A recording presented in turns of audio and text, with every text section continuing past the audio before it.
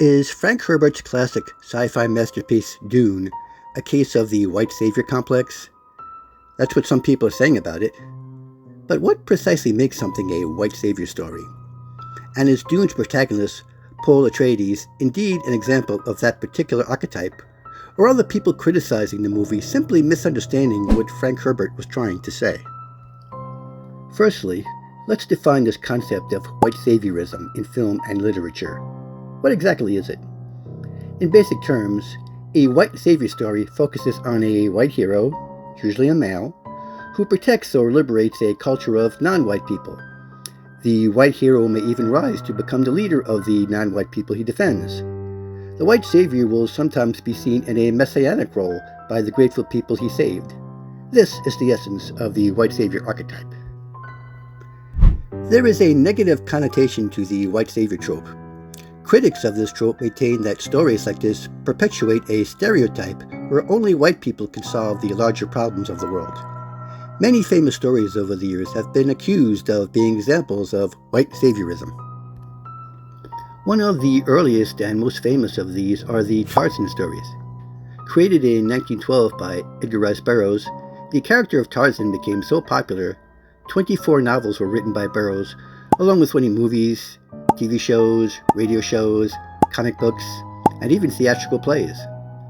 The Tarzan franchise is the story of the orphan child of British aristocrats raised in the African jungle by primates called the Mangani.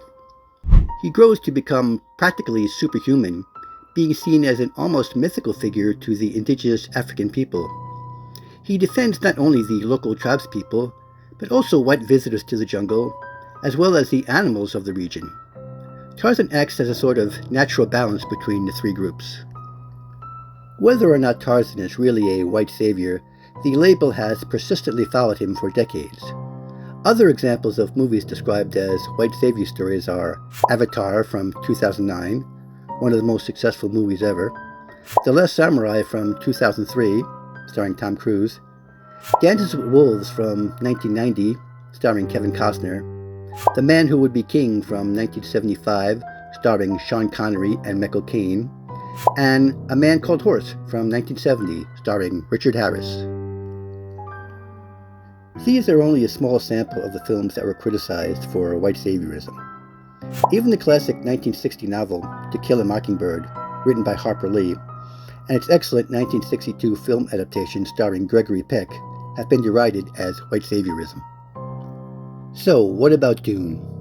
Is Paul Atreides a white savior? Many say that the Fremen from the Dune novels are a representation of Islamic culture, and that the white-skinned Paul, rising to become their leader and leading them in a revolution, is an example of white saviorism. While on the surface, it may seem that way, looking deeper, we see a different story. Frank Herbert based Paul Atreides on the real-life war hero T.E. Lawrence, whose amazing exploits were adapted into the Oscar-winning 1962 biopic Lawrence of Arabia, starring Peter O'Toole. T.E. Lawrence was a British soldier who successfully led the Arab revolt against the Turkish Ottoman Empire during World War I, becoming a messiah figure for the Arab people. However, despite taking inspiration from a real-life hero, Paul Atreides was not written to be a savior. Frank Herbert meant his story as a warning to society about the danger of a charismatic leader.